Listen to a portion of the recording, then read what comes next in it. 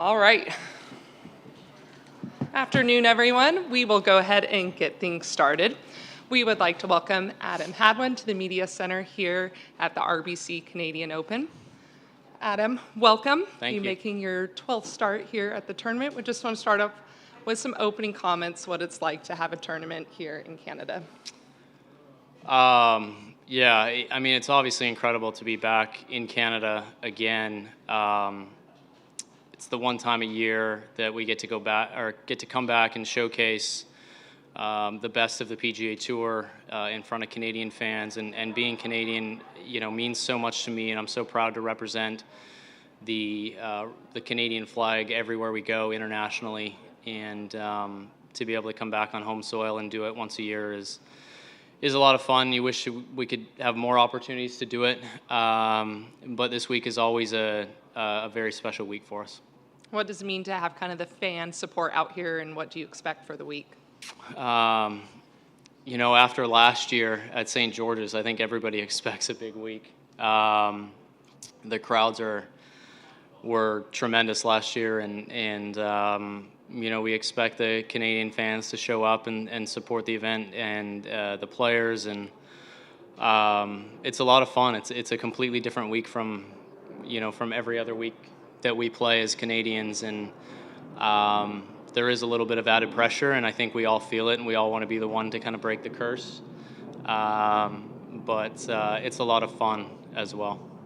And newer course, what is the history that you've played here? How familiar are you with this course? I have nothing. I don't know anything about it. I haven't even seen the golf course yet, so any questions relating to that won't be very useful. I'll play 9 this afternoon and then 9 in the Pro-Am tomorrow morning. It looks from the outside fairly similar to what we've played the last couple years, Hamilton, St. George's, in narrow fairways, thick rough, tree-lined. And so, from the outside looking in, so far it looks really good. Best finish here on Tour of the Season was with fellow Canadian Nick Taylor. But how is your game feeling as we're at past halfway point? I am cautiously optimistic about things. I've done a lot of really good things. I just haven't been able to put pieces together for 4 rounds in a while. A lot of mediocre finishes with some miscuts in there, and but I'm working hard. I do think that a lot of it is close. Sometimes it can be a matter of just kind of getting out of your own way sometimes, which is the hardest thing to do, but I'm looking forward to sort of using some of that nervous energy this week with these crowds to kind of turn things around and have a good week. With that, we'll open up to the media. If you have a question, raise your hand. We'll get a mic over to you. Go start in the back with Bob Weeks. Hey, Adam, let me be the guy to ask the question. When did you hear, and what's your reaction to the news of the merger? I read it like most people when it came out this morning. We were given an email. I read through. We also got an email with comments from Jay regarding it. I don't know. I'll be honest. I think that what's transpired like the last year and a half, and the rhetoric, not only on this side but on that side as well, I think it's difficult to look at that and say, how did we get here now? I do believe that everybody probably saw eventually something happening. I don't know if it was a complete merger, quote unquote, like it is, but certainly the entities coming together or finding a way to coexist so that the best players could continue to play against each other more often and not just at the 4 majors right now. But in this way, I don't know if people saw it. Like, I don't know if I ever saw it in this way. But beyond that, there's so many details to be worked out and that haven't been talked about and discussed. I don't know if I could go any further than that on it. Just too many unknowns. And we have in the back here with Amy. Adam, you mentioned the unknowns. What are some of the answers you're hoping to get from the player meeting later today? You know, I don't even know if at this point you could even get the answers that you'd want. I don't even know if they have those answers yet. I think one of the big things will be moving forward is how our players reintegrated back into the system. If they are, I mean, again, we don't even know if they will be. I mean, so, you know, that being one of the big talking points throughout this year and a half from the commissioner about how these guys will never play on the PGA Tour again. It'll be interesting. You know, I'm not privy to these conversations. I'm not high enough up to really even have the commissioner's ear, which is fine. I understand how things run and businesses run.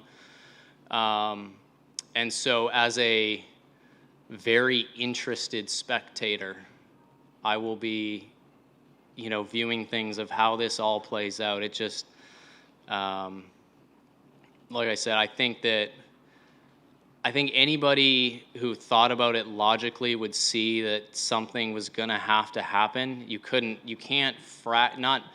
Fracture is a strong word, but you can't take away the best players in the game and have them at separate events and only be together for 4 weeks a year. It's not putting the best golf product forward. However, again, happening this quick and in this way is surprising. We're moving over to the front right. Adam, Simon Dingley from CBC News. What are your concerns morally about the PGA getting into bed with LIV? Man, you know, at this point, without, I don't know. I'm not one to start making absolute arguments here about doing this or doing that. You know, again, I'm a player, and I play golf, and obviously, I'm gonna have opinions on things, but I don't have a say in how the tours run. I don't have I've been doing this and tried to do this for the last 21 years of my life to play golf professionally. And at some point, I can't control what the entity that I play for does. And so, can you do certain things as a player to stay away from it? Sure, but at some point, you know, like I said, I've dedicated my entire life to being at golf's highest level. I'm not about to stop playing golf because the entity that I play for has joined forces with the Saudi government. We're sitting Adam? here on the right. Adam, what are your thoughts about this news dropping today and overshadowing the one time a year you get to play in Canada and probably will for the rest of the week? Yeah, I thought about that coming here as well, and I think it's, you know, last year was the return of the Canadian Open after having missed two, and it was going up against the first LIV event. And I know that sort of overshadowed early in the week. Obviously, with the event that took place, it worked out as a massive win. I can't help but feel sad for the Canadian Open once again that this news drops Tuesday of what is our National Open, a very important event for golf in Canada, and hopefully viewed from the PGA Tour standpoint as an important event to them. And now, once again, we're overshadowed what, like you said, most likely for the entire week. My hope is that we end up with, hopefully myself, if not myself, 2 or 3 other Canadians in contention with Rory, with Justin Rose, with Tyrrell, with these guys, these top players that are here. And we can put the emphasis back on the event that what happened last year, but I can't help but feel for the event now. We have over here on the right side. Hey, Adam. You mentioned at the PGA Championship that you were interested in whether the new PGA Tour model or Live Golf model was sustainable. What does today's announcement tell you about that, if anything? Obviously, I don't know specifics.